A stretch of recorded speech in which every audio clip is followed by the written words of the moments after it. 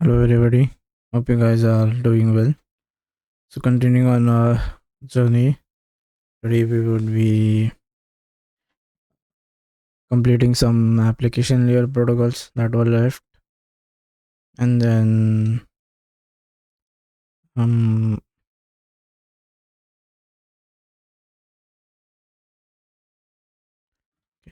there is some yes.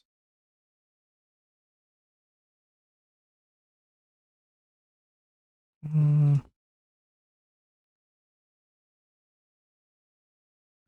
just let me check if my devices are connected properly. Mm,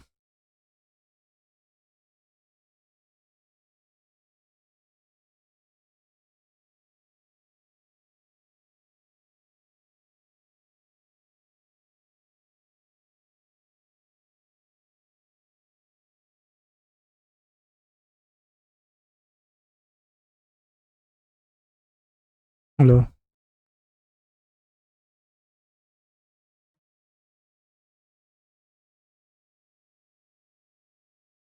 hello.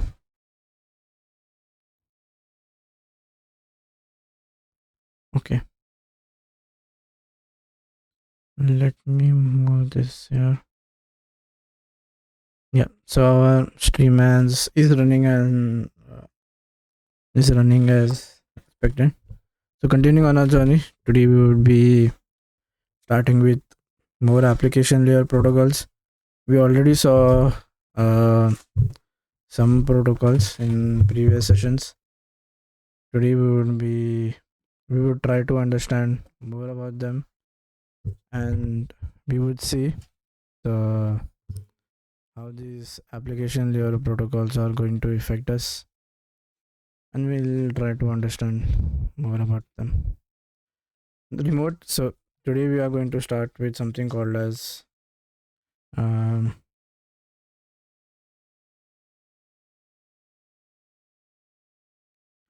we're going to start with remote logging and electronic mail, and then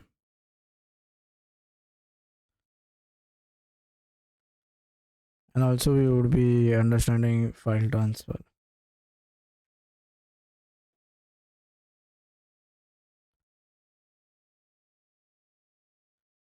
Okay, so now remote logging. Now in the internet, users may want to run application programs at a remote site and create results that can be transferred from the local site, right? For example, if you want to connect to the university computer lab,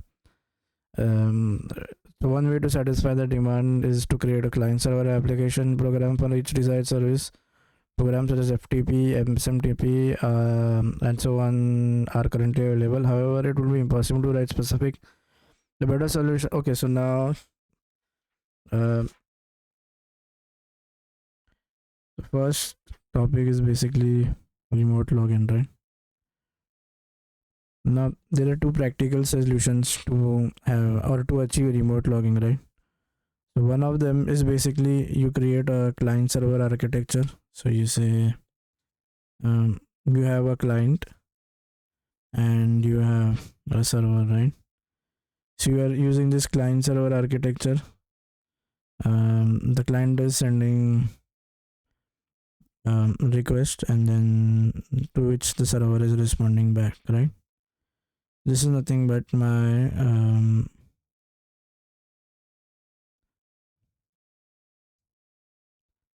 this is my client server architecture, right? So what we can do is for each application, to log in into each application, we do a client server architecture for each application. For each application, we create this architecture.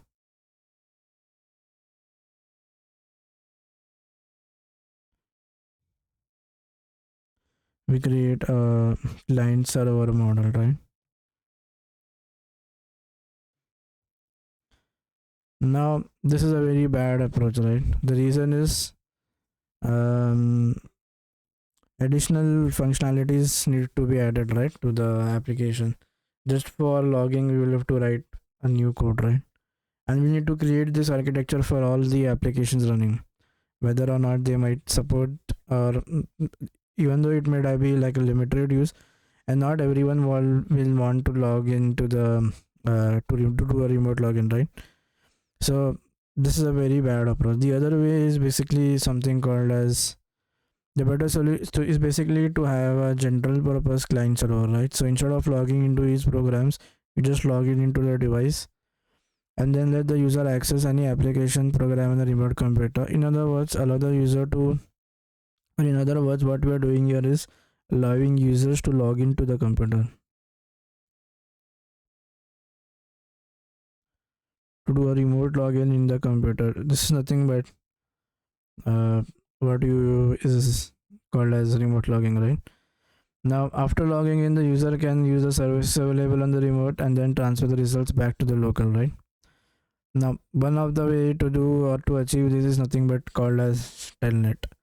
Now, we'll study how Telnet works, how remote logging is going to work, and we'll see the advantages. So, in this section, we are going to discuss such a client server application program called as Telnet. Now, the abbreviation or the full form, so Telnet stands for terminal network, right? So it's two words. One is tel, that stands for terminal, and the other is basically network and net, right? That means network. Now it is a standard TCP/IP protocol for virtual terminal services as proposed by ISO, or the International Organization for Standards. Now Telnet enables us to establish the communication between remote system in such a way that the local terminal appears to be a terminal at the remote system. So basically what is going to happen is the way the login is going to be achieved is, so once we log in,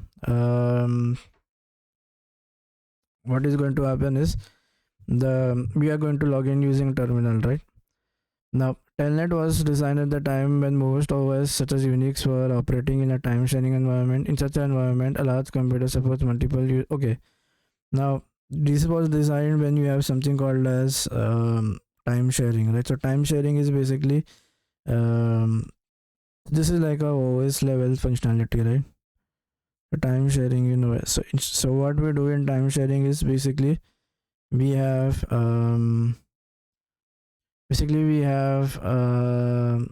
what do you say, we have multiple users logging in into the computer. So we have multiple users logging in.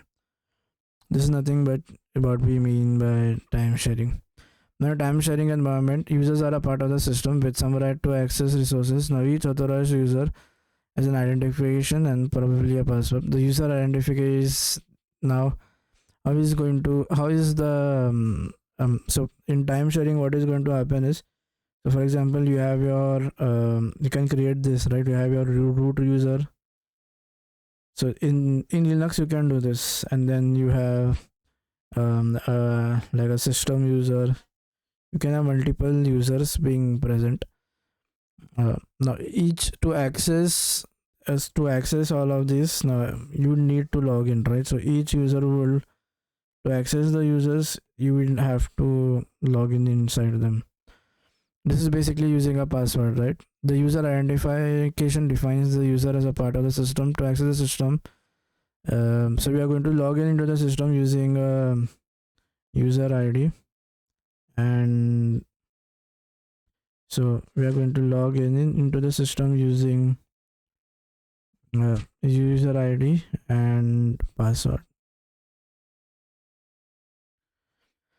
Now the system also includes password checking to prevent, and so it will also have to prevent an unauthorized user from accessing the resource. Now how is it going to, so how does terminal, I mean, okay, so let's see one example of a local login, right? And then we will see how we are going to do a remote login. So local is basically, so this is my terminal, right? And then okay, so this is my local user, this is my terminal of the computer, right? And then the next thing that we have is basically we go through a driver service. Okay, let's have a look. This is my driver service, right? So you can say this is my driver service.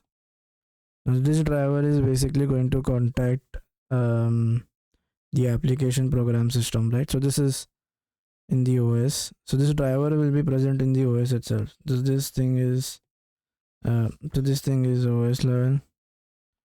This is, and this is my,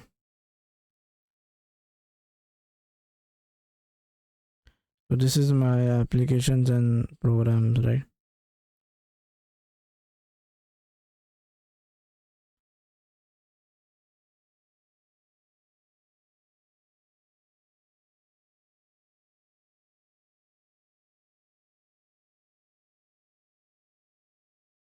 These are the various programs, right? So you access this terminal from which you are going to access the application programs.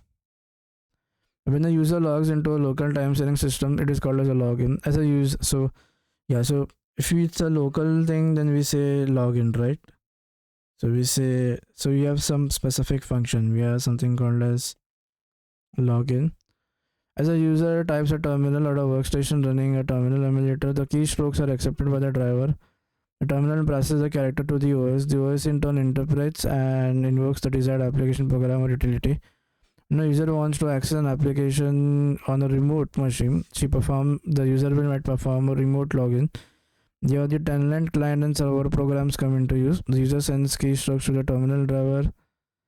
Okay, now let's see how Telnet is going to work. I mean, the command or text. Okay. The user sends the keys to the terminal driver where the local operating system accepts these characters. The characters are sent to the Telnet client. Okay, let's see the working of Telnet in some detail. So whenever you are using a local system, we are going to say a login, and when it is we are logging into a remote thing, then we are going to say that is a remote login. Now let's see how does Telnet work. Like,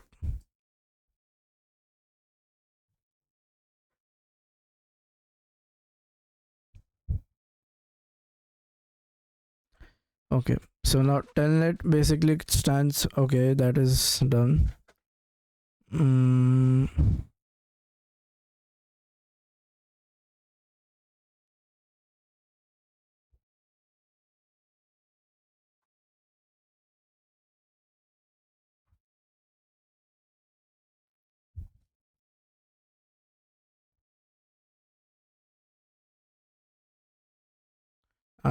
yes.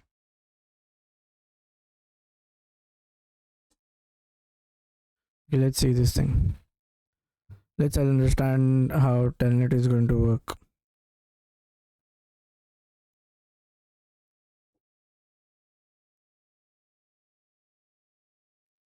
Okay, so this is basically my this is my local computer, and I want to log into something that is remote, right? Okay, so this is my local, and then this is my what do you say, remote. Now the way it is going to work is, so we'll be using something called as a Telnet client. We'll see uh,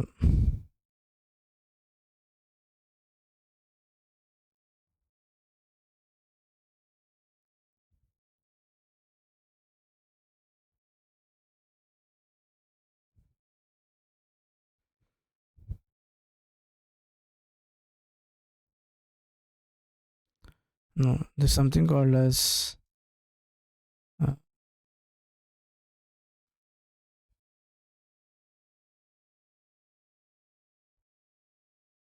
so basically we want to have this login being enabled. Okay,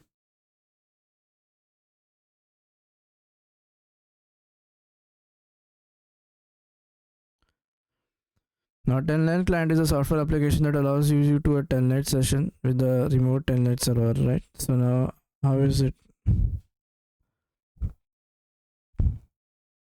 Okay, so first what you need to do is basically you need to have a Telnet client being placed here. So you have a Telnet client. So you need to have a Telnet client. Now there are multiple forms of Telnet client that are available. One of them is Putty. This is a very famous client. The other is something called as Teratom. So there is one more which is Teratom, and then there is Secure CRT as well. So like a few of the Telnet clients are. And the third is basically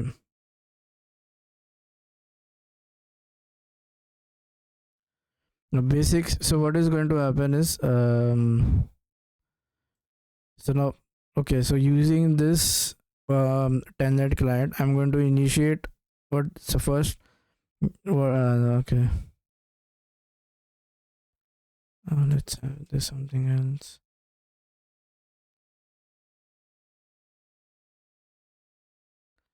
And this Telnet client is basically and this is my remote, right? Then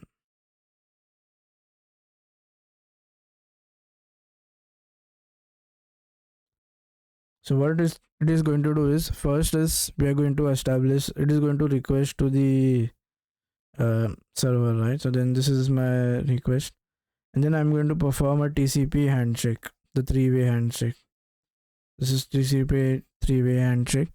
Now once that is done, then the remote login will send in a the remote computer will send in a request to enter the password. So here is my password address that is going to coming, and then I'm going to send the output. Okay, let's have this thing a little bit bigger, and then I'm going to send the output. Now this output is basically going to be okay, so I'm going to send the output. So this is my output which is going. Now once this has been checked, now then the because this is my Telnet, sorry, this is my remote computer, right?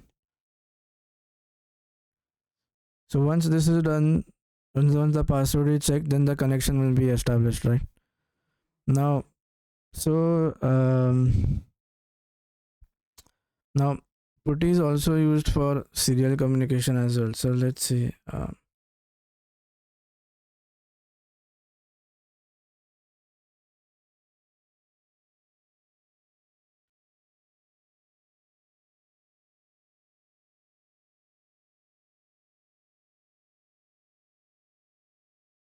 Oh, so yeah. So okay, now putty is not only used for Telnet, like there are other different use cases as well.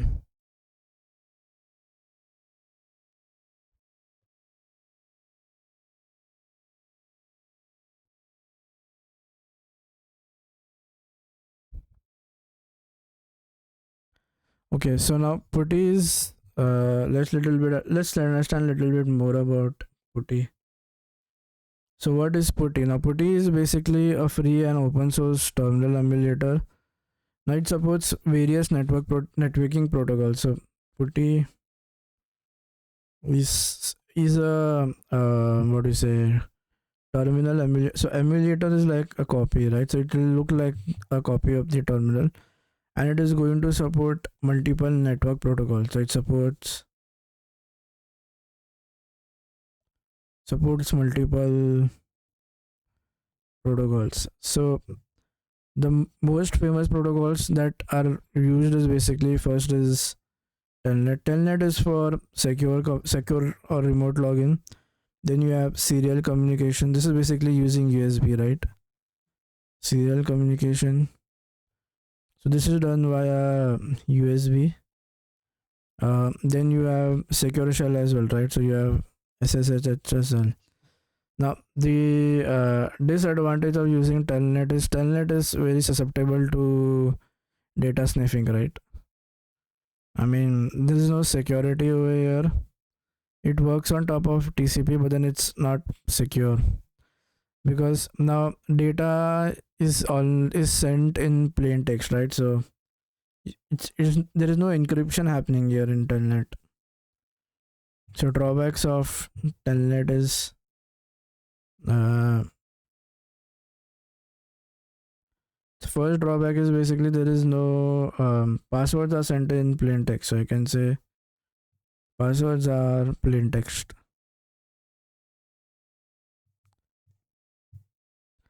Second is basically anyone sniffing the network, and because there is no like there is no encryption happening, and you sniffing is very easy. Like sniffing can be done very easily.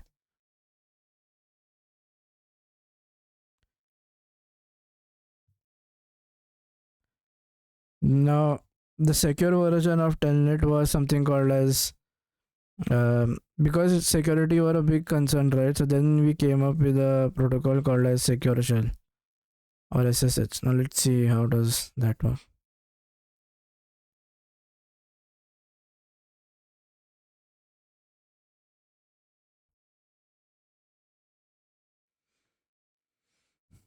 So because of these problems, we moved to a protocol called as SSH, or this is nothing but called as my secure shell.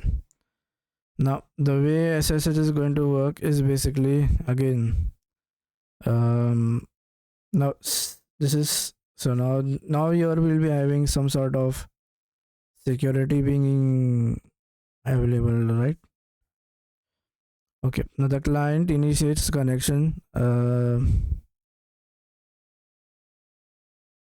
Now it uses basically, so we are having two types of KOA. So now we are going to first of all, so first drawback of Telnet was no encryption, right? So we are going to bring in encryption over here. Now, encryption can be broadly classified into two, right? There is asymmetric, there is symmetric and asymmetric, right?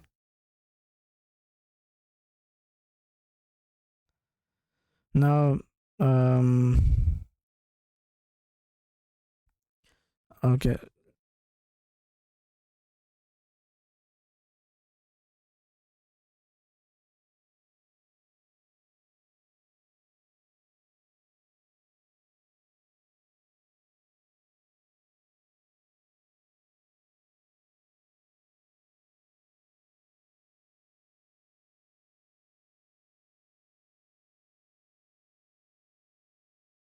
Now in asymmetric encryption, we are going to have two types of keys, right? So there will be a public and a private key. So here we will be having two types of keys. So you can say this type of encryption has two keys. One is a public key, and then other is a private. And in symmetric, there will be only one key. So you only have one key, that is the public key.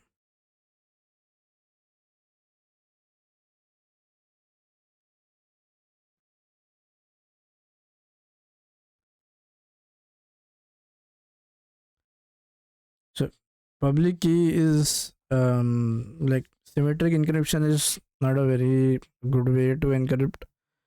So we are going to have this asymmetric encryption, right? So let's see how asymmetric encryption will work.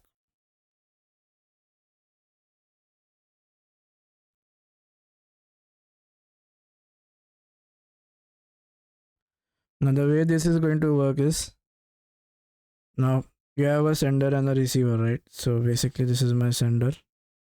Let's say this is, and on the other side this is my receiver. So let's have now what is going to happen is, now the sender is going to send the public key to the receiver, right? So I'm going to send my public key.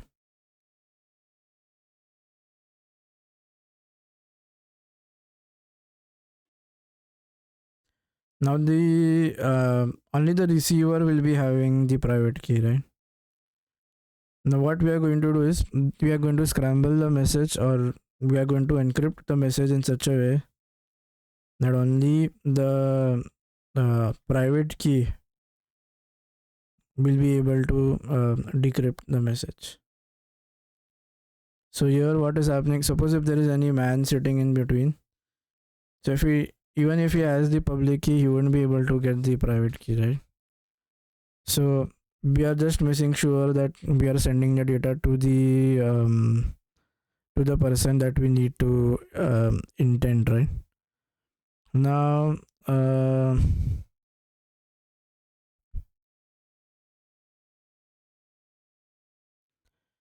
basically the problem that we are avoiding here is data sniffing and man in the middle. So data sniffing and man in middle is what we are avoiding. And let's see how, so secure shell or SSH will use this kind of uses the same asymmetric encryption method, right? So what it does is, for example, this is our local computer, so this is my local, and then this is my remote, right? I need to log into this, so I have a local,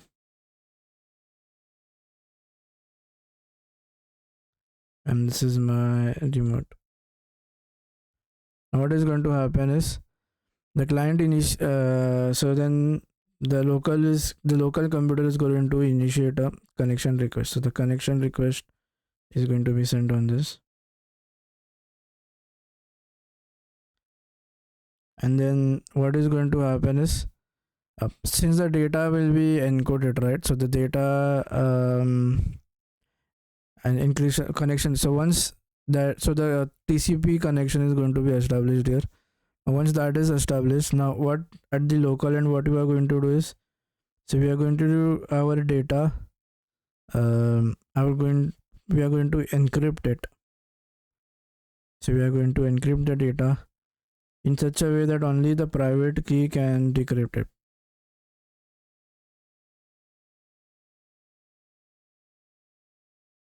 And then, so with the connection request, we are going to send the public key as well. So the public key as well is sent. So at the remote login, we will be having the private key available, right? So once we get the message, then we are going to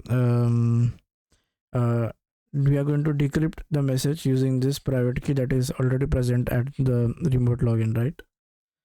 So this is how basically you can do a remote login. So nowadays you have other softwares as well, right, that are doing remote login. So there is something called as AnyDesk.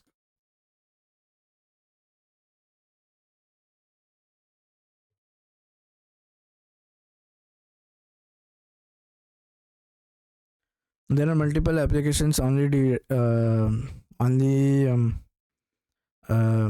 what do you say, only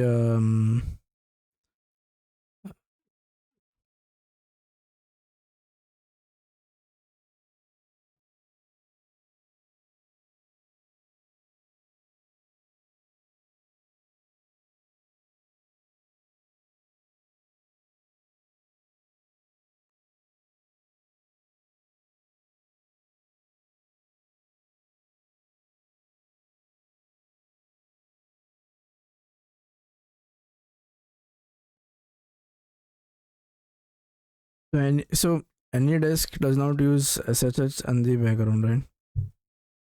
Okay, so these Telnet and SSH are only terminal line login. So this is remote login. Now we can classify them into two types. Like, one is using our terminal. So in terminal, you can have two types, right? But then we need to know the port number, right, to have the connection being established.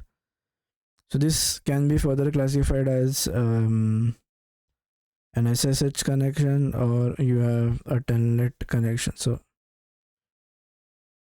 now Telnet is not secure, right? The other way to establish remote login nowadays is we have something called as client applications, right? So we have applications that only enable this remote logging.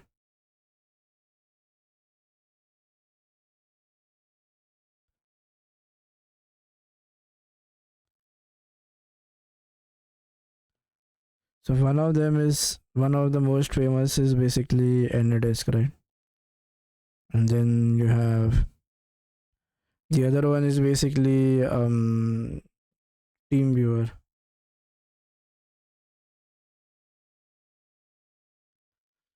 Now here, okay.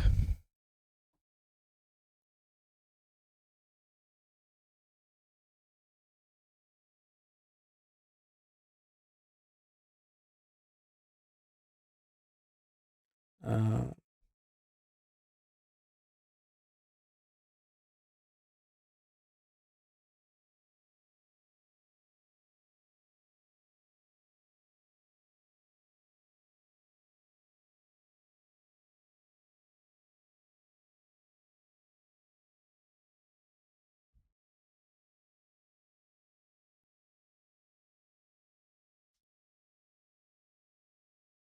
yeah, so SSH and Telnet will only work on command line. Like there's no other way to on the terminal or the command line.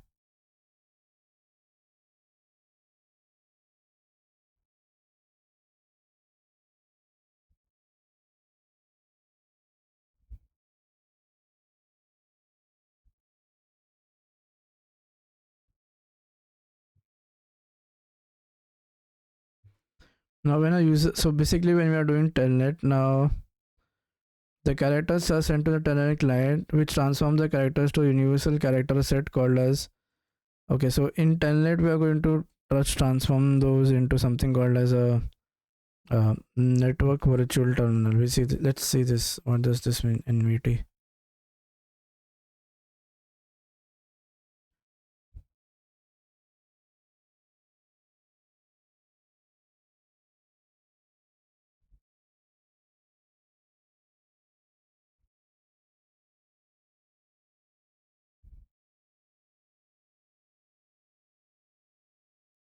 Now there is one problem when we are going to establish this communication, right? Now every computer has a different every computer will have a different computer layout,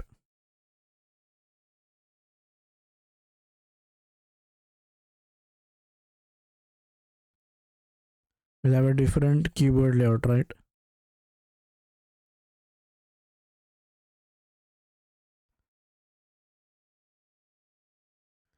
So there should be some standardized way or some standardized mechanism uh, using which we can communicate, right? Irrespective of the keyboard layout, right?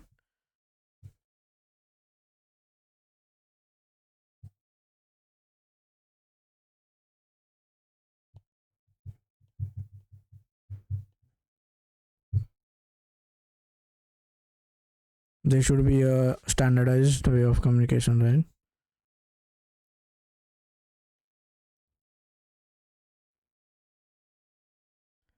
Which is device independent, right?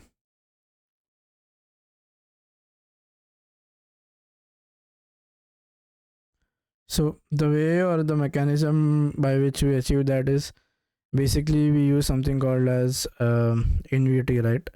Or something called or we use something called as NVT or network virtual terminal.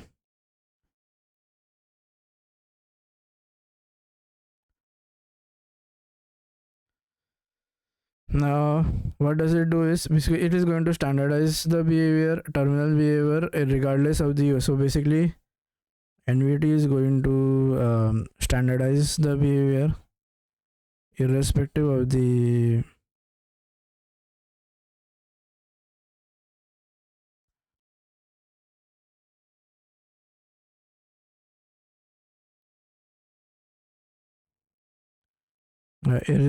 irrespective of the keyboard layout. We're going to standardize it.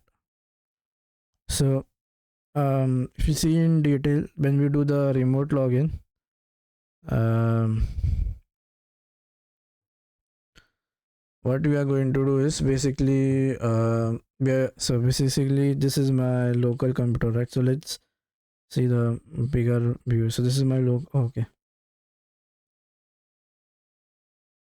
This is my local computer.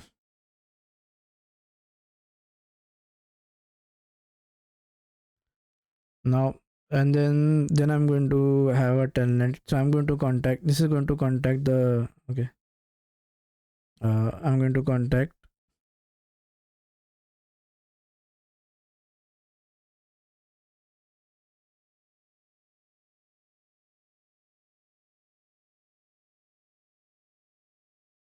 So we're going to contact the telnet client, and then when we contact the client, we are going to convert the data into something called as NVT, right? This is basically network virtual terminal. Basically, it's universal. Yeah, basically, we're going to establish a common language between them. Now, then this is going to go to my telnet server. So this is going to then connect to the telnet server. So here is my telnet server.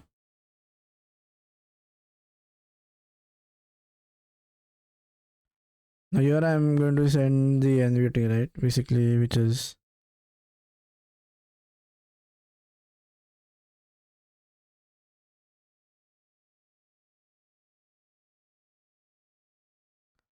now the server. So basically,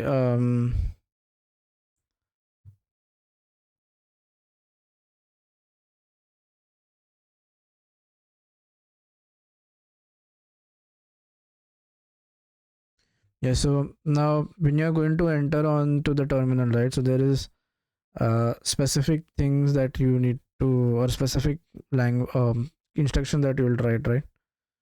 So all those are covered in the instruction set.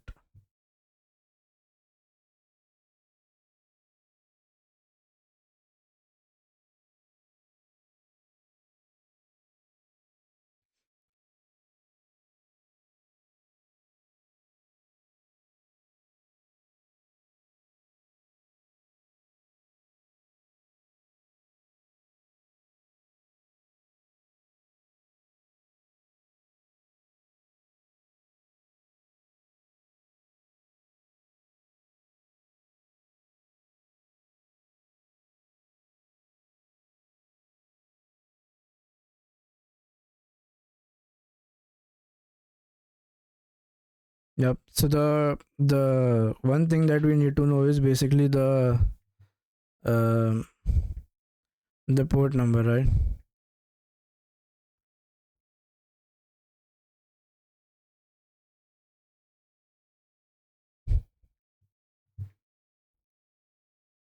The only one thing that we need to make sure is whenever we are doing terminal communication. So whenever we are making, this is my terminal communication, right?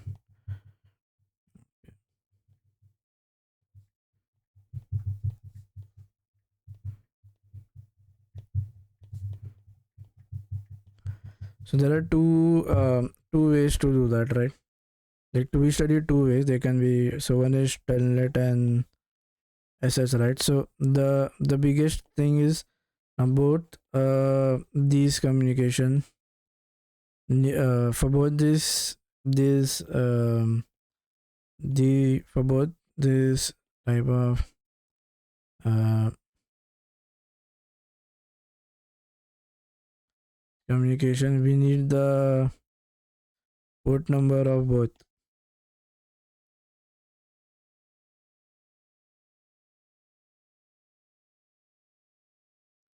um the local or uh, the local computer and remote. So port number is what we are looking, right? There should be a open port available on both.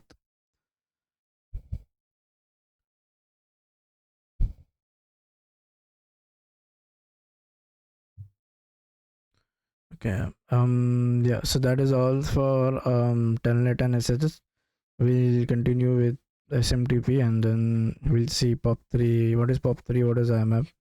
And what is active sync? So active sync is a very important thing there.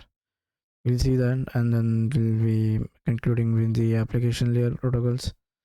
So that's all for this session. I hope you guys liked it. See you guys in the next one. Till that time, take care. Bye bye.